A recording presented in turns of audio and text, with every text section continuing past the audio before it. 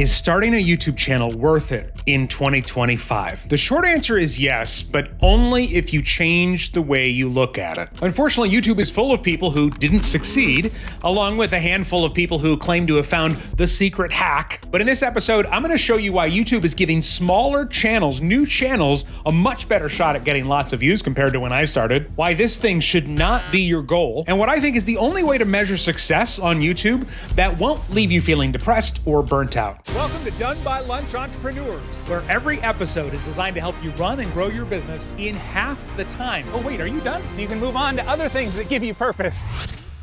I'll admit, YouTube has changed my business and changed my life, but it happened long before I got that foam plaque on the wall behind me. Here's what you need to know. When a YouTube channel starts working, it's like a gigantic tree. A big tree with minimal effort once it's grown can provide you shade, oxygen, fruit, all kinds of things. And a YouTube channel is the same way. And while they are work to get started, just like a fully grown tree, they become much less work after you get going. And the great part now is that YouTube is recommending smaller channel videos. We are regularly seeing videos that get 1,000 views a day in their first week from channels with less than 200 subscribers. Hey, I'd love to know real quick in the comments, are you seeing smaller channels getting more views like I've seen, or are you seeing the total opposite? Let me know. And the reason for this is because YouTube's algorithm, along with some help from AI, I assume, has gotten so good at knowing who a video is for and what it's going to do for them.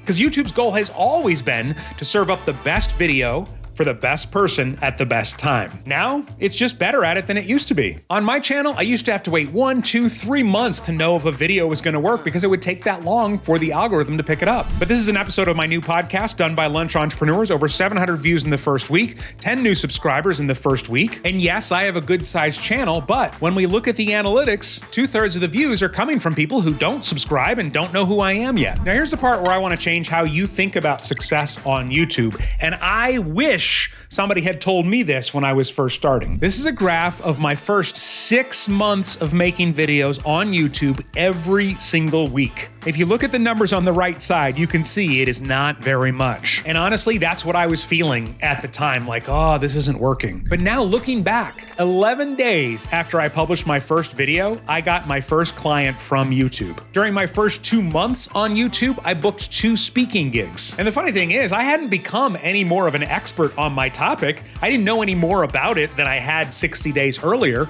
but there's something about when you start talking about something on YouTube, your authority goes up, and of course your visibility goes up. And this wasn't a fluke. It kept happening. I kept getting more clients, increased authority, and more speaking opportunities. Sure, the plaque is shiny, but in my first 6 months on YouTube with less than 100 subscribers, I booked multiple new clients, multiple new speaking gigs.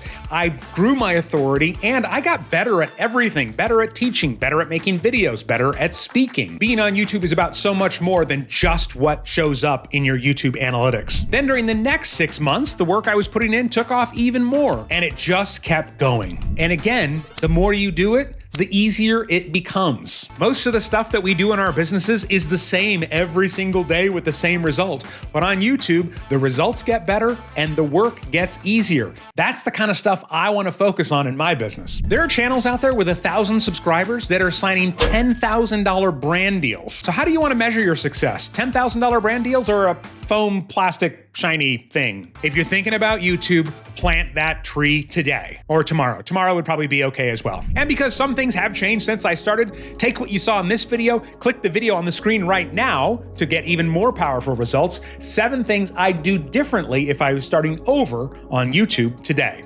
We'll see you there.